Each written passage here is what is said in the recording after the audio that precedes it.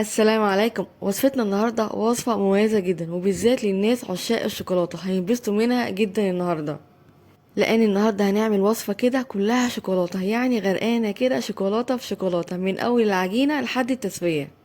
هنعمل النهاردة خلية نحل بالشوكولاتة غرقانة كده في الشوكولاتة، طعمها يا جماعة بجد رهيب. هنعملها النهاردة بعجينة ممتازة طرية جدا وهشة زي القطنة، وكمان مكونات العجينة بسيطة جدا واقتصادية. وكمان هنعرف مع بعض ازاي العجينة بتاعتنا تطلع طرية بالشكل ده وتفضل كمان محافظة على الطراوة بتاعتها لأطول فترة ممكنة. مش هطول عليكم كتير، ما تيجوا بينا نبدأ بالفيديو الجميل بتاعنا النهاردة علشان نشوف الطريقة وكمان المكونات. بس قبل اي شيء لايك وشير بقى للفيديو الجميل ده كده النهارده علشان يوصل كده لاكبر عدد من الناس، كمان الاشتراك في القناه لو لسه مش مشتركين وتفعيل زر الجرس علشان يوصل لكم الاشعار بكل الوصفات الجديده. تعالوا بينا نبدا. هنسمي الله. ومعايا هنا طبق عميق هضيف فيه نص كوبايه من ميه دافيه، وهضيف كمان معاه نص كوبايه من حليب او اللبن الدافي. معايا كمان معلقه كده كبيره من السكر. هضيف كمان معاهم معلقه كبيره من الخميره الفوريه. بعد كده هبدأ اضيف عليهم. معايا هنا بيضة، والبيضة يا جماعة تكون بدرجة حرارة المطبخ او الغرفة. هضيف كمان معايا 3 معالق كبار من الزبدة السايحة، وتكون بس مجرد كده دافية. بعد كده هضيف عليهم معلقة كده كبيرة من الخل. بعد ما ضفت الخل هضيف كده رشة صغيرة جدا من الملح. وبس كده هنجيب بقى المضرب بتاعنا ونقلب بقى المكونات دي كده كويس جدا لحد السكر والخميرة ما يدوبوا معانا كده تماما. بعد ما قلبنا كل المكونات الجميلة دي كويس جدا واتأكدنا ان السكر والخميرة دابوا معانا تماما، هنبدأ بقى نضيف كده الدقيق. معايا هنا نص كيلو من الدقيق، ما يعادل كده 500 جرام. هناخد بقى الدقيق بتاعي كده كويس جدا قبل ما ابدا استخدمه. هضيف كمان معاه 3 معالق كبار من الكاكاو الخام بدون سكر. والكاكاو يا جماعه اللي انا استخدمته النهارده كاكاو اسباني خام. الدرجه بتاعته كده تكون غامقه بالشكل ده علشان تديكي كده افضل نتيجه.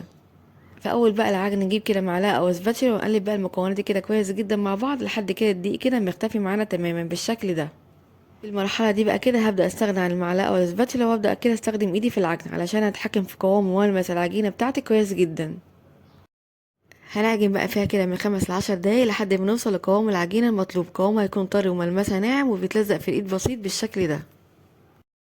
واثناء العجن لو حسيت العجينه بتاعتك بتلزق بالزياده ممكن تضيفي لها كده معلقه صغيره من الدقيق لحد العجينه ما تظبط معاكي، لان طبعا كلنا عارفين في دقيق بيشرب السوائل اكتر ودقيق لا. بعد ما عجنا العجينه بتاعتنا كويس جدا هنجيب بقى كده طبق تاني ونبدا ندهنه كده بمعلقه صغيره من الزيت.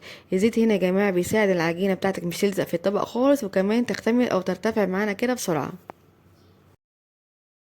بعد ما دهنا الطبق بتاعنا كويس جدا بالزيت وكمان وش العجينه هنبدا بقى نغطيها. هنغطيها بقى كده ونسيبها في مكان دافي لحد ما تختمر وترتفع معانا. وطبعا يا جماعه المده هنا على حسب درجه حراره الجو عندك. العجينه بتاعتنا النهارده يا جماعه عجينه مميزه جدا بجد، من اجمل المعجنات اللي ممكن تجربوها. جربوها هتعجبكم جدا. وده كده هيكون شكلها معايا بعد ما اختمرت. انا اخدت معايا كده حوالي نص ساعه لان طبعا الجو حر اليومين دول. بصوا بقى هنا معايا ما شاء الله بجد ملمسها ناعم وطريه جدا. هنفرغ بقى العجينه بتاعتنا كده من الهواء كويس جدا، وبعد كده نضيفها كده على الرخامه او سطح العمل علشان هنبدا نشكلها ونقطعها كور بالشكل ده. نحاول كده نقطعهم او نشكلهم كلهم كده مقاس واحد، ولو عندك ميزان تقدري توزنيهم. كان حجم القطعه او الكوره معايا هنا كده حوالي 40 جرام. وده كده هيكون الشكل بعد ما قطعتهم كلهم وكورتهم بالشكل ده. هغطيهم بقى واسيبهم كده حوالي 10 دقايق قبل ما ابدا كده اشتغل فيهم. وطبعا علشان وصفتنا النهارده كلها غرقانه كده شوكولاته في شوكولاته، اكيد الحشوه بتاعتنا هتكون كده شوكولاته. معايا هنا قطع من الشوكولاته بالشكل ده. وهي دي كده اللي هتكون الحشوه اللذيذه بتاعتنا النهارده. تعالوا بقى كده نبدا نحشي الكور بتاعتنا. هناخد كده بقى قطعه من العجين بعد كده ما سيبناها ارتاحت معانا شويه. بصوا بقى هنا علشان سيبناها ارتاحت كده بشكل كافي فهي بتتفرد معاكي كده بكل سهوله. هناخد بقى كده قطعة من العجين ونفردها كده بسيط بالشكل ده بايدينا، وبعد كده نيجي ناخد كده قطعة من الشوكولاتة ونضيفها كده في المنتصف، وبعد كده نقفل عليها كويس جدا بالشكل ده. اهم حاجة هنا يا جماعة القفلة، نقفل كده كويس جدا علشان طبعا الشوكولاتة كده ما تطلعش معانا اثناء التسوية في الفرن. نعمل كده تاني واحدة كده مع بعض بسرعة. هناخد كده قطعة من العجين ونفردها كده بشكل بسيط بايدينا، وبعد كده ناخد قطعة من الشوكولاتة ونضيفها كده في المنتصف ونقفل عليها كويس جدا كده بالشكل ده. هيكون بقى كده جنبنا صينية او اي صاج ندهنه كويس جدا بالزبدة او السمنة، ونبدأ نرص فيه كده القطع بعد ما شكلناها. وبعد كده هرصهم هيبقوا معانا بالجمال ده كله بجد ما شاء الله. وده كده هيكون شكل القطع معايا او شكل الصينيه بعد ما خلصتها كلها. اغطيها بقى واسيبها كده لحد ما تختمر وترتفع معايا.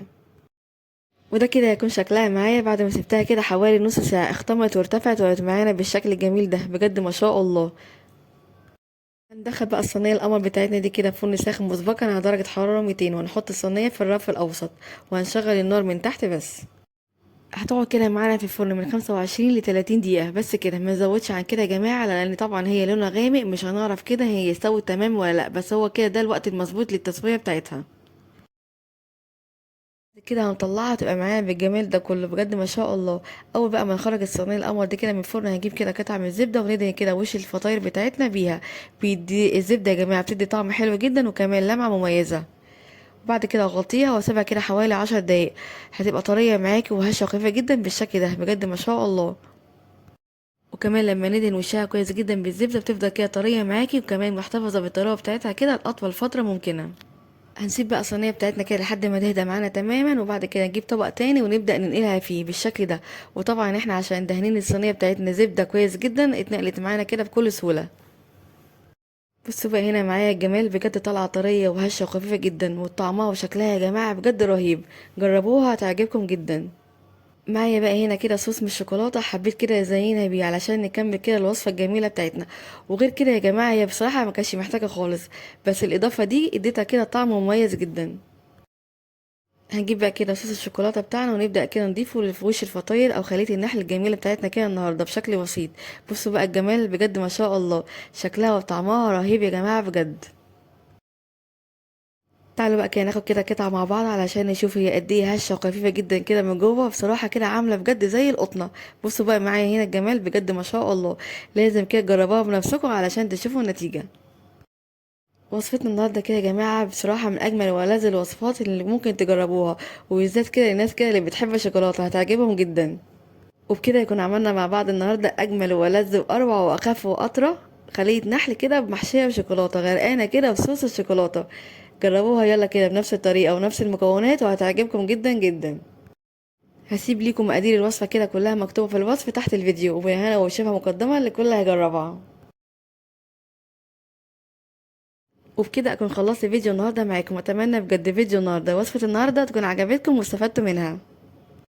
لو عجبكم بقى وصفة النهاردة فيديو النهاردة ما تنسوش بقى اللايك والشير الجميل للفيديو ده كده على طول علشان يوصل لأكبر عدد من الناس، كمان الاشتراك في القناة لو لسه مش مشتركين، وتفعيل زر الجرس علشان يوصل لكم الإشعار بكل الوصفات الجديدة.